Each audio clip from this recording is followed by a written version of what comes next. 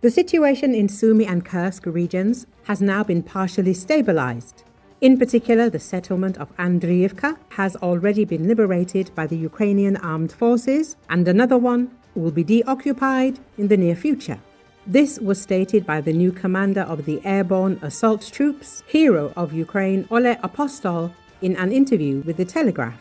According to him, active work is currently underway in these areas. Telegraf clarified that after the recording of this interview, military units and divisions of the Ukrainian Defense Forces liberated the village of Kondratyevka.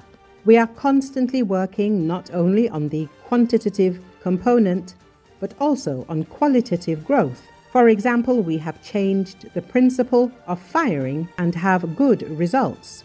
There are some other technological innovations, but I will not disclose them to the enemy. We understand that the occupiers will study this interview in detail, Apostol emphasized.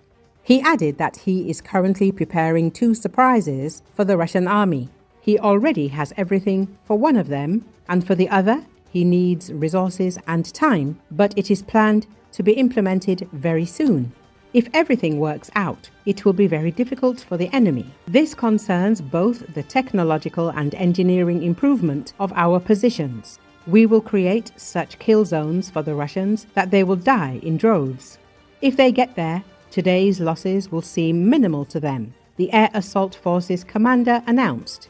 When Apostol was asked whether there was a threat of Russian occupation for Sumy or encirclement of the city, he answered, "The Ukrainian Defense Forces must be prepared for all scenarios. An escalation in the Sumy direction is one of them.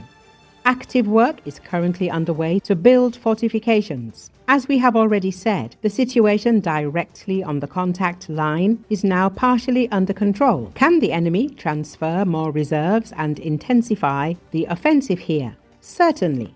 The commander emphasized that as of the end of July, there is no direct threat to Sumy except for shelling. If the situation worsens, the civilian population will receive all the necessary information to carry out the evacuation. But the defense forces in general, and the air assault forces in particular, are doing everything to hold the enemy as far away as possible and push them back to the border. We can look at the example of Pokrovsk, where active fighting began a year ago, and immediately there were predictions from armchair experts about the rapid occupation of the city.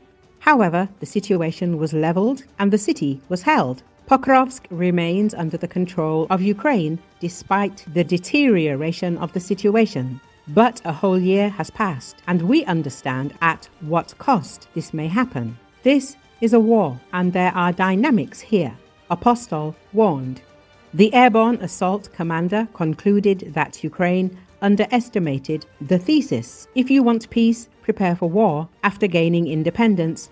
But over the past 10 to 11 years, this lesson should have been learned. We must constantly invest in the construction and development of the armed forces of Ukraine so that at a critical moment, you can count on them and not wait until the enemy is a kilometer away from you and only then think about some fortifications and protection.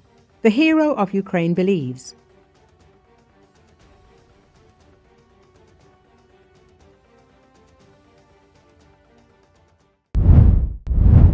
A fast-moving wildfire in a Mediterranean region of France near the Spanish border has left one person dead, several others injured, and was still spreading Wednesday after damaging a swath of land as big as Paris overnight, authorities said.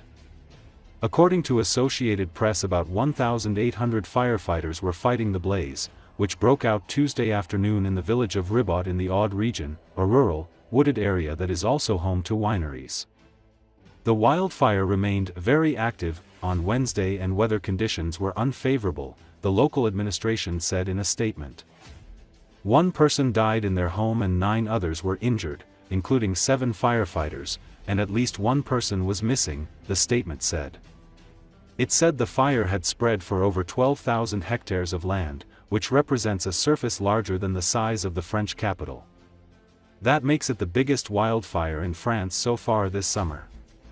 Residents and tourists were requested to remain confined to their homes unless an evacuation order is given by firefighters. 2 campsites have been evacuated out of precaution. French Prime Minister François Bayrou is expected on site on Wednesday afternoon, his office said. Last month, a wildfire that reached the southern city port of Marseille, France's second-largest city, left around 300 people injured. Southern Europe has seen multiple large fires this summer. Scientists warn that climate change is exacerbating the frequency and intensity of heat and dryness, making the region more vulnerable to wildfires. Europe is the world's fastest-warming continent, with temperatures increasing at twice the speed of the global average since the 1980s, according to the European Union's Copernicus Climate Change Service.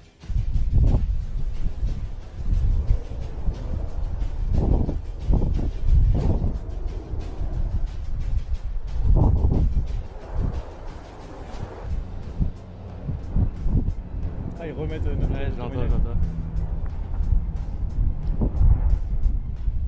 T'as les largages, hein, t'as vu? Ouais, je lève, je suis en Ok, live, je suis en live. Bien stressé alors qu'à côté ça brûlait dans le département à côté là.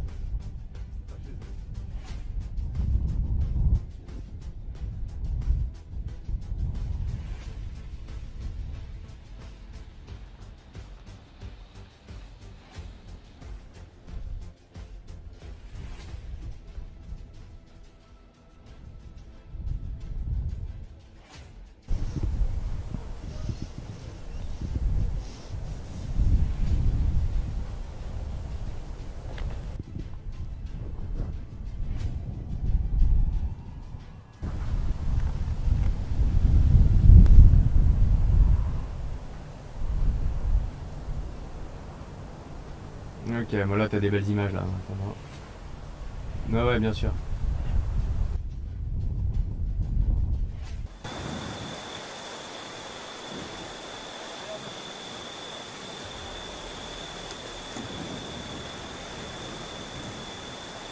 Ouais, c'est Nathan. Ouais, vous les avez?